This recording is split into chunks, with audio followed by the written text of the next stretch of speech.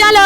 যে ব্যক্তি নাকি পবিত্র পাথরটা দেখে ভিডিওটিকে লাইক করে চ্যানেলটি সাবস্ক্রাইব করবে এবং ভিডিওটা তার বন্ধুদের কাছে শেয়ার করবে, আপনি তাকে মৃত্যুবরণ করার আগে একবার হলো হজ করার তৌফিক দান করুন। সবাই কমেন্টে বলো আমিন। উইশ করার জন্য বাকি স্টুডেন্টগুলো আছে, পাগলা কোথাকার।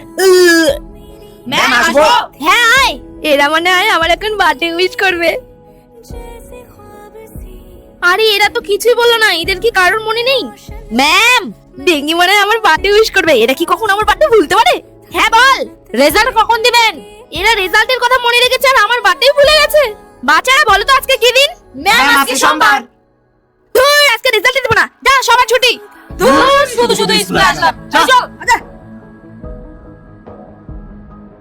Happy birthday ma'am.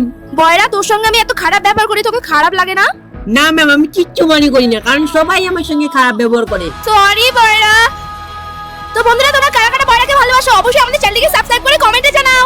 ব্যক্তি নাকি পবিত্র পাথরটা দেখে ভিডিওটিকে লাইক করে চ্যানেলকে সাবস্ক্রাইব করবে এবং ভিডিওটা তার বন্ধুদের কাছে শেয়ার করবে, আপনি তাকে মৃত্যুবরণ করার আগে একবার হলো হজ করার তৌফিক দান করুন। সবাই কমেন্টে বলো আমিন।